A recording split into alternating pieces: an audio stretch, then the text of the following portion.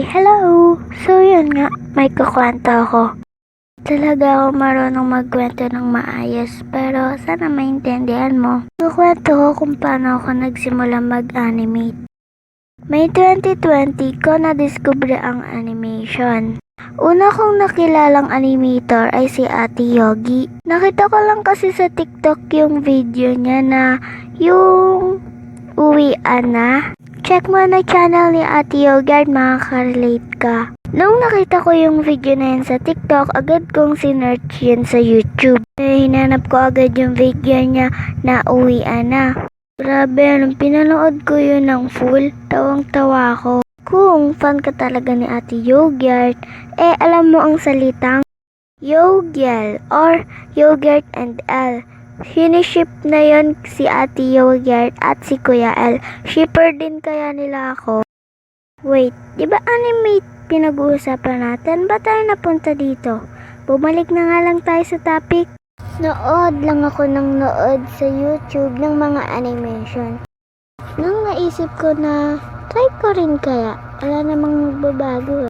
October 2020 nang magsimula akong mag-animate. Kung di mo pa nakikita yung first video ko, panoorin mo na.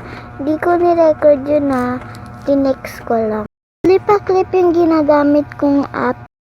Alam niyo na siguro yun dahil sa logong nakalagay dyan sa gilid, nasa baba. Ayun o, nasa gilid.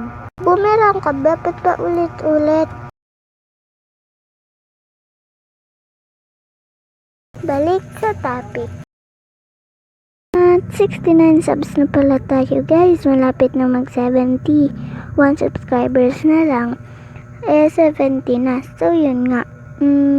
Mag 100 na rin ata, mga 31 subscribers na lang. Tama ba? Pero di ko alam Basta 31 yung pagka-compete ko. Kasi magaganda yung mga videos ko kasi walang edit. Di ko kasi alam kung anong video editor yung i-install ko. Tsaka madami na rin kasi akong video editor na na-install kasi nga lang hindi siya pang animation at wala siyang mga effects. Ano po bang ginagamit yung animation editor?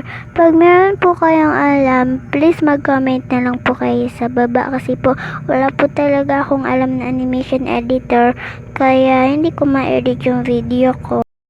At para ma-edit ko rin yung animation ko, para meron ring mga effects. Boring kasi pag walang edit. Please pahanap na po ako ng animation editor na meron po talagang effects. Kahit po hindi po yan offline, okay lang po yan sa akin. Sa mga gustong mag-animate na kayo. Di naman mahirap mag-animate Magkukwento ka lang ng story mo tapos boom! Di mo namamalayan dumadami na yung subscribers mo. Tapos, kailangan mo nga lang ng animation editor para mas dumami yung subscribers mo. Guys, 3 minutes na pala yung video, di ko namalayan. Siguro sa part 2 na lang ulit. Tsaka, ayun, mahaba na kasi yung video guys. At eto na po yung mga nagpapa-shoutout.